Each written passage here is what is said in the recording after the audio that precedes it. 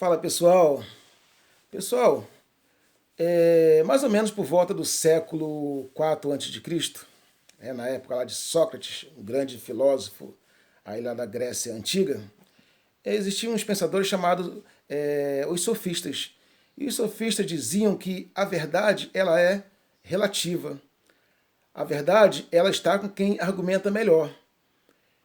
E aí, né, eu estou trazendo isso aqui para nós entrarmos na questão desse processo aí da Mariana, do caso de estupro da Mariana.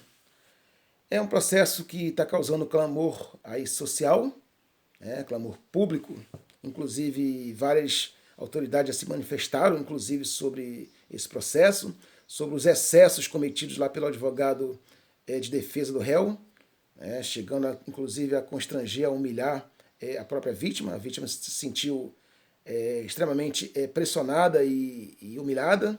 Tá? Isso aí está sendo apurado, vai ser apurado lá pela OAB lá de Santa Catarina. Então, um caso bastante emblemático e bastante que teve bastante repercussão e está tendo.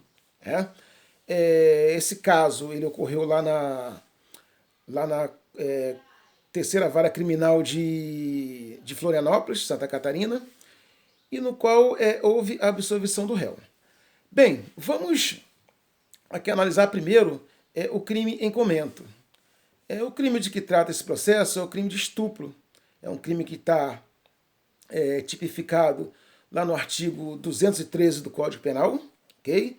Lembrando que o artigo 213 ele acabou revogando o artigo 214 do mesmo Código Penal, que era o artigo que tratava de atentado violento ao pudor, ok?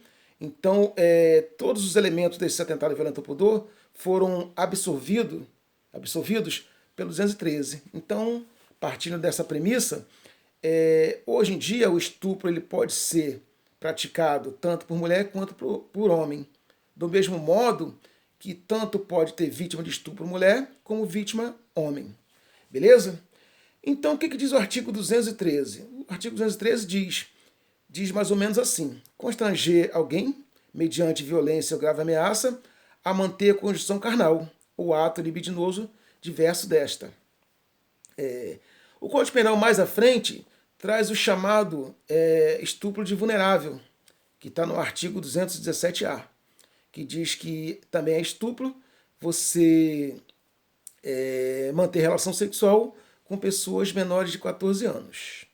Mais à frente ainda, no mesmo artigo 217A, no seu parágrafo 1º, diz que nas mesmas penas, ou seja, do artigo 217A, nas mesmas penas incorre quem pratica ato sexual com pessoas que sabe não ter discernimento para consentir, ok? Ou seja, uma pessoa que esteja embriagada, drogada, com problema mental, qualquer tipo de motivo, de elementos que subtraia dela a sua autonomia para decidir se quer praticar o ato sexual ou não. Lembrando que a pena do estupro de vulnerável, que está no 217A e no seu parágrafo 1º, é maior do que a pena do artigo 213, ok? Então o que acontece? No artigo 213, nós temos um estupro mediante violência real. Constranger alguém mediante violência grave ameaça. É aquela ameaça, aquela violência real mesmo. E no artigo 217A e no seu parágrafo 1º, nós temos aquela violência chamada de violência presumida. Isso é uma ficção jurídica para dizer que, no caso do menor de 14 anos ou da pessoa que não tenha discernimento de consentir na hora do ato, essas pessoas, a partir do momento que elas são usadas numa relação sexual, sem elas terem o discernimento para consentir, isso seria uma violação, uma violência contra a sua autonomia, uma vez que um menor de 14 anos ou uma pessoa com problema mental, uma pessoa extremamente bêbada ou drogada, não tem a capacidade para consentir. Daí o seu consentimento não é válido. Daí criar-se a ficção jurídica da violência presumida. No caso da Mariana Ferreira, ela foi enquadrada no...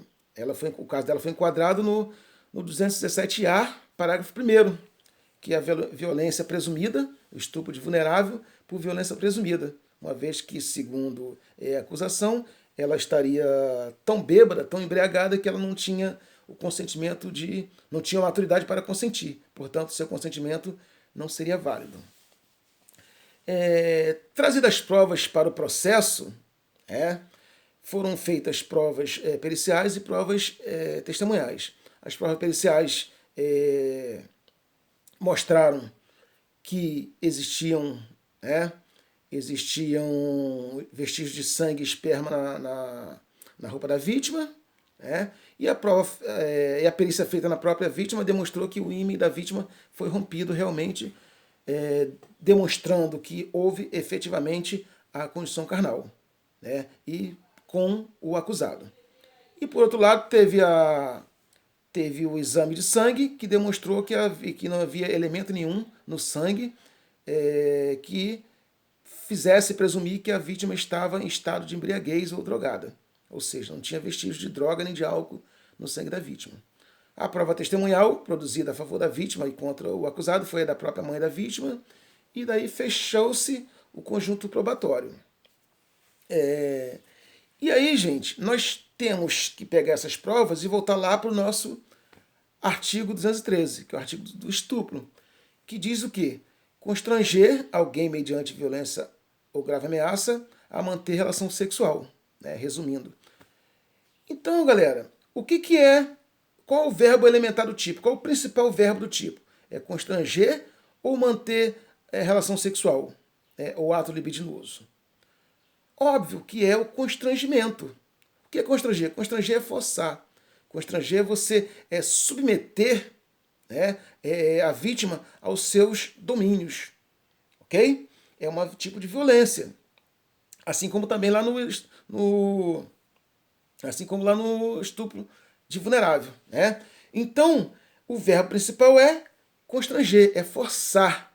Ok? A vítima não está consentindo, mas eu quero e vou forçar, e o sujeito vai ter relação com ela mesmo sem ela querer. No caso da violência presumida, lá do estupro de vulnerável, a mesma coisa. O consentimento da vítima é como se ela não tivesse dando consentimento algum, porque ela não tem maturidade, não tem condições naquele momento de consentir. E aí, o que as provas mostram? As provas mostram que houve realmente a condição carnal. Ora, mas a condição carnal, o sexo, ele é um ato lícito. Ele é um ato permitido para todos que têm a maturidade para isso. Todos os seres vivos do reino animal fazem sexo, desde que tenham maturidade para isso. O verbo principal do tipo é constranger, forçar. É você fazer sexo com a vítima ou outro ato qualquer sem o consentimento dela válido. Então, no caso aí, pegando o exame de sangue, uma vez o exame de sangue não demonstrando nenhuma substância tóxica no sangue da vítima, o Ministério Público concluiu que o réu ele não praticou crime, que não foi estupro. Ok? Inclusive o promotor alega que que a única prova que tinha testemunhal era a própria mãe da vítima, e que ela mesma não estava no caso lá na hora do fato, tal, etc. O que causa estranheza, porque dificilmente tem alguém no local do fato quando esses casos acontecem. E outra coisa também que causa estranheza é saber quando que foi colhido o exame pericial, o exame de sangue.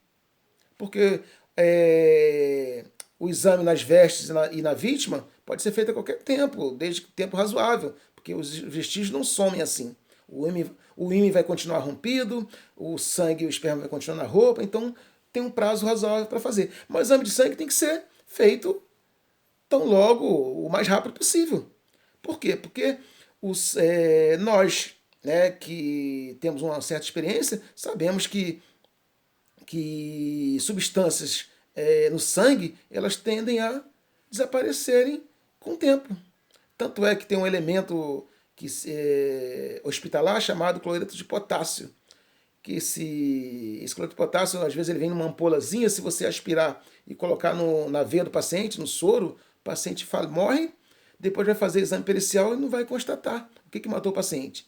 Porque é uma substância que o próprio corpo produz também, então não deixa vestígio. Então, o exame pericial, hoje em dia, ele não pode ser mais considerado a rainha das provas, por quê? Porque o exame pericial, ele pode ser enviesado dependendo da forma como foi colhido. Se eu colhi o sangue após um certo período, esse sangue certamente não vai constar mais substância nenhuma nele, ok?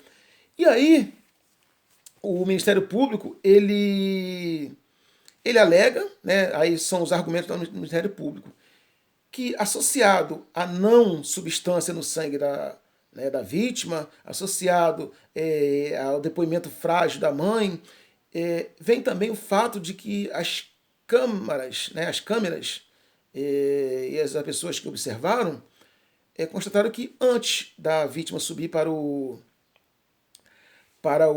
local do crime, junto com o acusado, a vítima estava nas vestes em boas condições, a vítima estava falando normalmente, a vítima não tinha dislexia, não tinha palavras desconexas, estava caminhando sem ajuda, inclusive subiu a escada sem ajuda nenhuma, sem amparada, subiu caminhando normalmente. Então, que esses fatos somados dariam a entender que o réu não praticou o estupro. Ok? E aí, na sua argumentação para pedir a absolvição do réu, ele foi no caminho um pouco mais, um pouco diferente. Ele alega o chamado erro de tipo, que está lá no artigo 20 do Código Penal. O artigo 20 do Código Penal diz que quando o sujeito ele ignora fatos elementares do tipo, ou seja, do crime, ele não pode ser condenado, porque isso afastaria o dolo. Ele não teve o dolo, a vontade de praticar o crime. E no caso, se mesmo ele não tiver no dolo, ele agiu com culpa, e se o crime for punido na modalidade culposa, ele responde o crime na forma culposa. Como o estupro não tem a forma culposa, então ele deveria ser absolvido. Bem, como é que foi? Em que consiste esse erro de tipo? O erro de tipo é quando você está praticando um fato ilícito, mas você tem convicção de que você está praticando o fato de forma lícita, de forma legal, que não há nada de ilícito, de criminoso nesse fato. No caso do acusado, é como se ele tivesse praticado o fato achando que o consentimento da vítima era válido, ok? Em tese, é isso. O erro de tipo do artigo 20 do Código Penal, o promotor alegou esse erro de tipo e falou, bem, ele tinha plena convicção de que a vítima, ela estava consentindo, ok? Se ele tinha plena consciência de que ela estava consentindo, não percebeu nenhum sinal de embriaguez, de nada, então ele estava em erro de tipo. E aí há uma certa contradição. Ou o sujeito não praticou o estupro, ou a vítima estava embriagada e ele não sabia que ela estava embriagada e praticou estupro, ou ele praticou e com ela consentindo. Então o promotor ele acabou trazendo duas teses que, na verdade, elas não são muito compatíveis. Ou você age em erro de tipo, ou você age em negativa de autoria. Ok? E aí o juiz acolheu essa tese, e absolveu o réu. Até porque o réu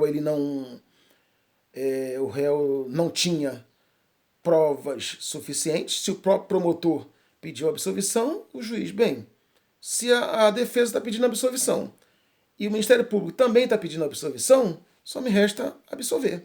E absolveu o réu, baseado no artigo 386, inciso 7 do Código de Processo Penal, que é o artigo que diz que, na carência de provas, absolve-se o réu. É o que nós chamamos de indúbio pro réu em direito. Em dúvida, absolve-se o réu. Bem, dado esse fato, nós entramos na questão de qual questão? A questão de, será que o promotor agiu certo ao pedir a absolvição? Bem, a função do promotor num processo criminal é a função de acusador. Ele tem a função de custos legis, que através dessa título de custo legis, ele pode pedir a absolvição sim. Mas ali ele está com órgão acusador. Ali ele não está agindo em dúbio pro réu, ele está agindo em dúbio pró sociedade. Ele está agindo em defesa da sociedade, em defesa do direito, da lei e da vítima. Ok? Então ele deveria, primeiro, ter um esforço maior, na minha opinião, para tentar provar a acusação e não facilmente assim pedir a absolvição do réu. As provas periciais, elas comprovaram realmente que houve a condição carnal, que houve o rompimento de ímen, e a prova do exame de sangue, dependendo de como ela foi colhida, ela pode ter tido um viés aí. Ela tinha que ser corroborada, essa prova tinha que ser corroborada com outras provas do processo, com outras provas testemunhais. Valorar um pouco mais a prova testemunhal da mãe, e ouvir outras testemunhas a favor do processo, ou da vítima. Então eu acho que o promotor se precipitou no seu pedido de absolvição. Ele poderia muito bem tentar brigar um pouco mais pela acusação para cumprir o seu papel de órgão do Ministério Público, ok? E aí a pergunta que se faz é o seguinte, e aí, como é que fica a questão do recurso? O promotor, ele pode recorrer? Não, ele não pode recorrer. Então o juiz pode mandar para o tribunal? Também não. O juiz, nesses casos, ele só pode mandar para o tribunal se houver recurso das partes. Como ambas as partes elas foram a favor da absolvição, então não há que se falar em recurso pelo Ministério Público e nem pela defesa do réu. Mas nós temos uma possibilidade de recurso que eu acho que é o que vai usar a Mariana, que é o artigo 598 do Código de Processo Penal, que diz que a defesa da vítima ela pode recorrer, pode apelar. Então, se a vítima ela pode apelar através de seu advogado, estando ele como assistente de acusação ou não, então provavelmente vai ter um recurso aí para tentar valorar um pouco mais essas provas aí dos fatos e ver se a prova foi realmente colhida de forma correta. Ok, galera? Um abraço aí, até a próxima.